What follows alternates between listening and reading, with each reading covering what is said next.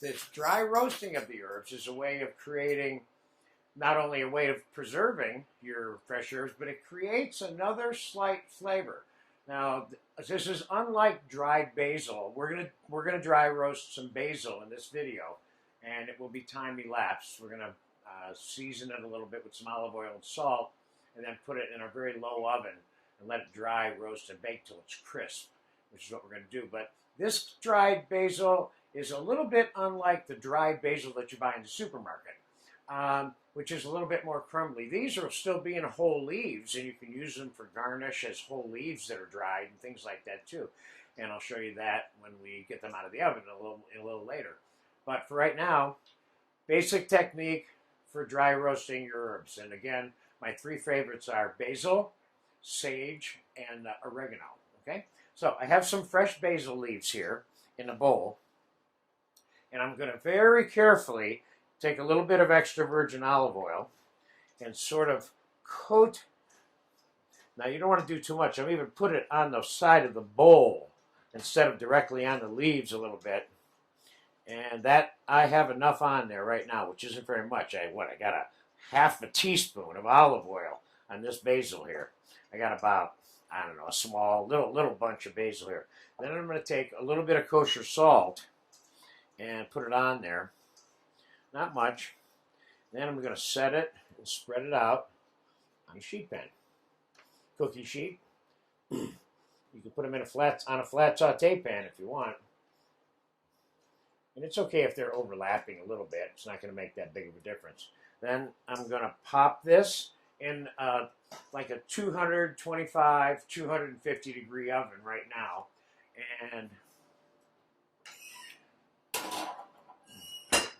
we'll let that dry roast. So I'll tell you exactly how long it took. I had the oven set at 225. It'll probably be about a half an hour.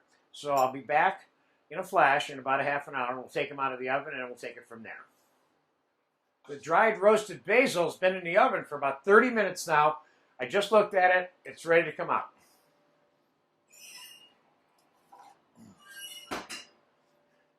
And what we have here is nice, crispy little leaves. See there? You can't smell them, but they have that roasty toastiness to them, you know?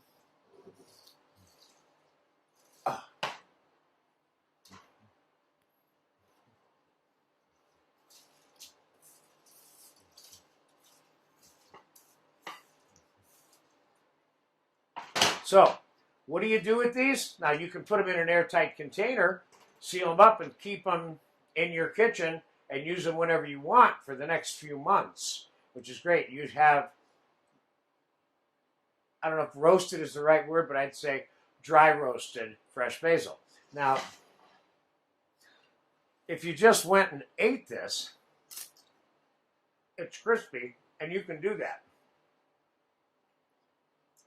You can also take some of your basil, like this, and you can just crumble it up, see? Now you've got your own fresh, dry, roasted basil. This has a flavor that is unique only to doing it the way I just showed you.